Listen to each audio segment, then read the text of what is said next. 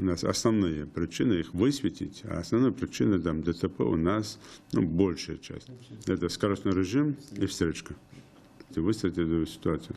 Особенно на федеральной дороге. А мы едем, видим, там без причины обогнал и умчался куда-то по встречке. Представить себе, что ты не в потоке едешь, он тебя обогнал, а ты навстречу ему едешь. Твои дети, там, твоя жена, там, твой отец, твоя мать, там, кто-то под него попадется.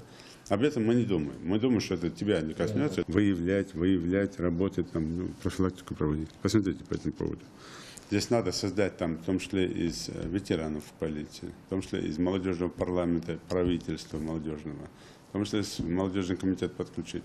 Людей вывести, просто на дорогах выезжать, и всех, кто встречку, их надо просто жестко брать на контроль.